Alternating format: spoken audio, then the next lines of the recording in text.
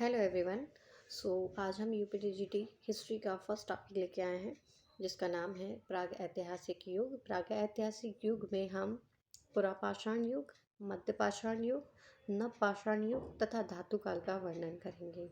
चलिए, भारतीय प्रागैतिहासिक संस्कृतियों की प्रमुख विशेषताएं। प्राचीन भारत के इतिहास की जानकारी हमें विभिन्न स्रोतों से प्राप्त हुई है और इन्हीं के आधार पर इनको 3 भागों में बांटा गया है। इतिहास का विभाजन 3 भागों में किया गया है: प्रागैतिहासिक, आद्य-ऐतिहासिक और ऐतिहासिक। प्रागैतिहासिक में कोई लिपि अक्षर का ज्ञान नहीं था और लिखित सामग्री उपलब्ध नहीं थी। आद्य ऐतिहासिक में लिपि अक्षर का ज्ञान था किंतु इनको पढ़ा नहीं जा सका है। ऐतिहासिक भारत में यह काल 6ठी शताब्दी से प्रारंभ होता है। ठीक है, तो इनको 3 भागों में विभाजित किया गया है: प्रागैतिहासिक काल, आद्य ऐतिहासिक काल और ऐतिहासिक काल। अब प्राग में जैसे आपको पता है कि इसमें लिपि सामग्री उपलब्ध नहीं। पाषाणकालीन संस्कृतियों को 3 भागों में बांटा गया है। सबसे पहले हम बात करेंगे पुरापाषाण काल की। जो पुरापाषाण काल है 25 लाख ईसा पूर्व से लेकर 10,000 ईसा पूर्व तक शुरू हुआ है। पुरापाषाण काल को 3 भागों में बांटा गया है: पूर्व पुरापाषाण काल, मध्य पुरापाषाण काल, उच्च पुरापाषाण काल। जो पुरापाषाण काल के मनुष्य को आखेटक शिकारी भी कहा जाता। आखेटक मतलब शिकारी होता है, ये आखेटक थे। ठीक है, और खाद्य संग्राहक भी थे।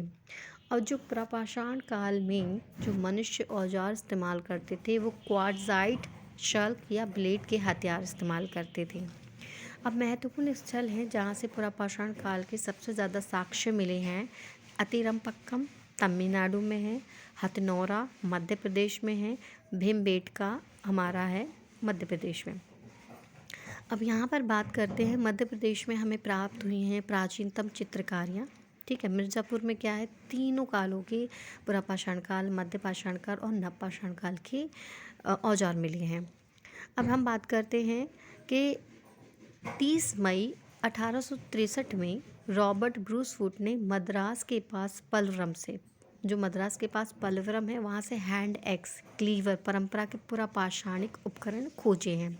तो हम बात करेंगे जैसे 30 मई 1863 को रॉबर्ट ब्रूसफुट ने मद्रास के पास स्थित पलवरम से हैंड एक्स प्राप्त किया है। तो अब जैसे कि क्वेश्चन आ जाता है कि हैंड एक्स किसने प्राप्त किया था सबसे पहले, तो हम कहेंगे रॉबर्ट ब्रूसफुट ने किया था। कब किया था? तो 30 मई 1863 को किया था।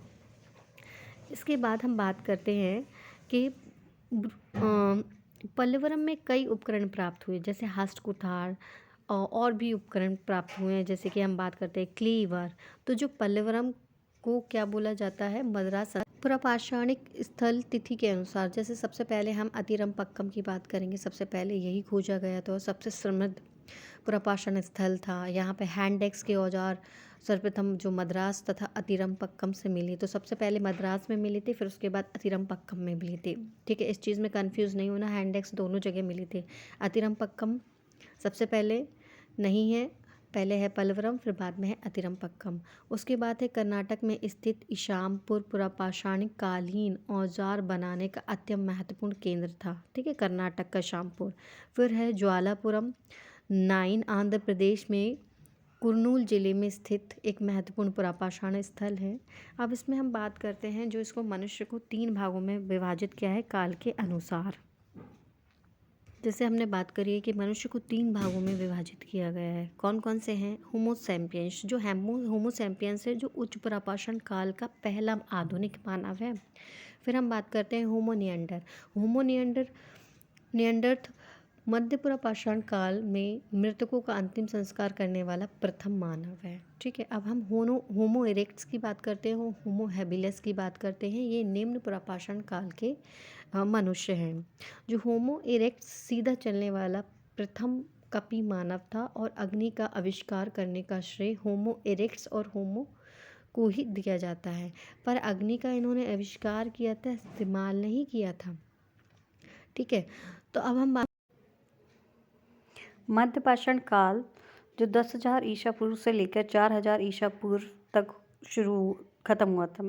अब मध्य पाषाण काल को आखेटक कहा जाता है, खाद्य संग्रह कहा जाता है। पशुपालन की शुरुआत मध्य पाषाण काल में हुई थी। जो मध्य पाषाण काल में पशुपालन की शुरुआत हुई थी, इसमें सबसे पहला पशु बना था, वो बना था एक कुत्ता।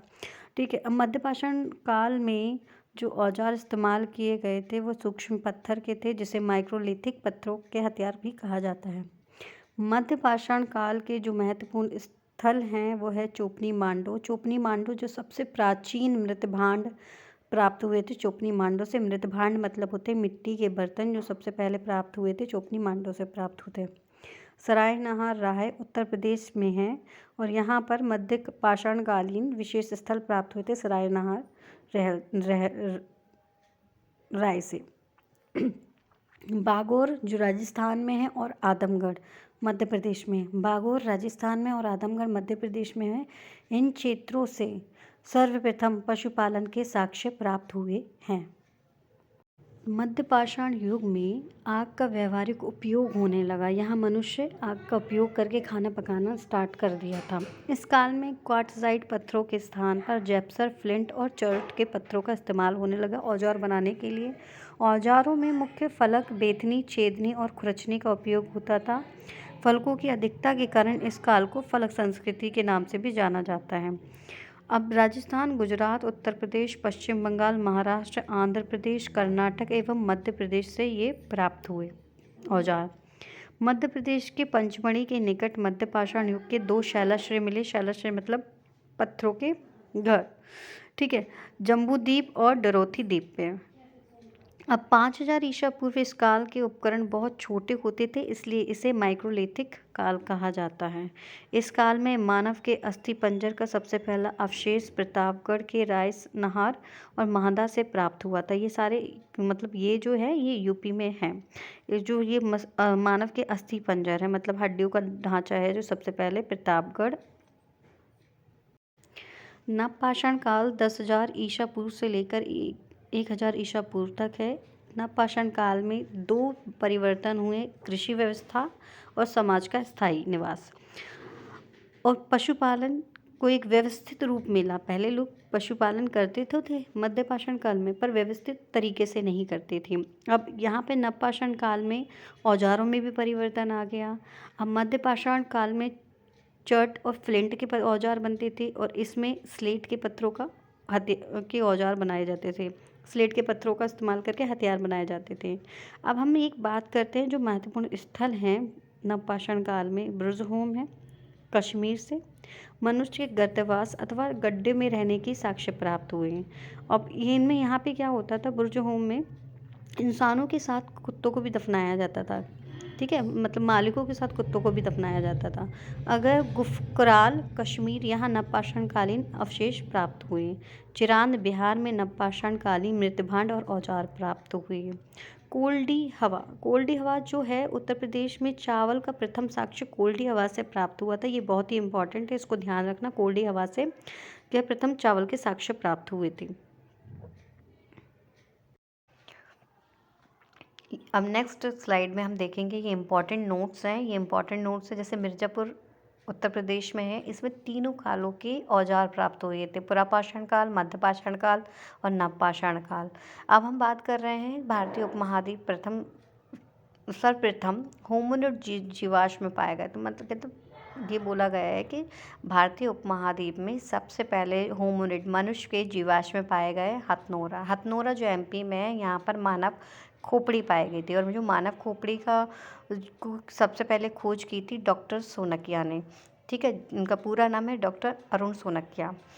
यहाँ पर हम बात करते हैं कि हमें ये पता है कि बुर्ज़होम और गुफकराल से जो जम्मू कश्मीर में है, यहाँ पे गर्तवास पाए गए हैं, मृत भांड भी पाए गए और हड्डी के औजार भी पाए गए हैं। अब बुर्ज़होम से प्राप्त कब्रों से ये पता चलता है कि वहाँ पर मालिकों के साथ साथ उनके पालतू पशु कुत्तों को भी दफनाया जाता था। अब नेक्स्ट बात करते हैं धातु काल। धातु काल को हम ताम्रपाषाण काल कहते हैं। ताम्रपाषाण का मतलब होता है तांबे प्लस पाषाण का उपयोग। ताम्र मतलब तांबा और पाषाण मतलब पत्थर, तो ताम्र और पत्थर के बने हुए औजार को ताम्रपाषाण कहते हैं। ठीक है। अब यहाँ पर है, गार्डन चाइल्ड ने अपनी एक पुस्तक लिखी है, व्हाट हैपन इन हिस्ट्री। इसमें तांबे के महत्व को बताया है कि तांबे का क्या क्या महत्व है। अब सबसे इम्पोर्टेंट जो आपको बताया गया है कि गर्तवास के बारे में बताया गया है, वहाँ पर गड्ढों के घर मिले। जारवे ताम्रपाषाण कालीन संस्कृति है। यहाँ पे क्या, मृतकों को दफनाने से पहले उनके नीचे के पैर काट दिए जाते थे, फिर उसके बाद दफनाया जाता था। और जो जारवे संस्कृति है, जो पश्चिमी महाराष्ट्र में सबसे ज़्यादा विकसित हुई थी। और ये जारवे जो महाराष्ट्र के कुछ ऐसे इलाके हैं जहाँ पर ये प्रसिद्ध थी, जैसे दायमाबाद हो गया, जारवे, नेवासा, इनाम गाँव, चंदौली इत्यादि में जारवे संस्कृति विकसित हुई थी। अब यहाँ पे क्या था कि इनकी कई बस्तियां जैसे दायमाबाद और इनाम गांव में नगरीय अवस्था में पहुंच गई थी, पर ये जो जारवे संस्कृति थी ग्रामीण संस्कृति थी, पर कुछ जैसे दायमाबाद और इनाम गांव नगरीय अवस्था तक पहुंच गई थी। अब हम बात करते हैं चिरकी, जो महाराष्ट्र में है, चिरकी, नेवासा और हुसंगी कर्नाटका में है। यहाँ पर एशुलिन स्थल प्राप्त हुए हैं। और नवपाषाण काल में जहाँ बड़ी संख्या में हड्डी से बने औजार और हथियार प्राप्त हुए थे। अब है, मिट्टी के बर्तन नवपाषाण काल में बने हुए थे। और प्राचीनतम भारत में कृषि के प्राचीनतम उल्लेख मेहरगढ़ से प्राप्त हुए थे। और यहाँ पर प्राचीनतम चावल के जो साक्ष्य हैं वो कोल्डी हवा से प्राप्त हुए थे। और गंगा घाटी में धान उत्पादन के प्राचीनतम परिणाम लहुरा देवा से मिले थे। Thank you, like and subscribe.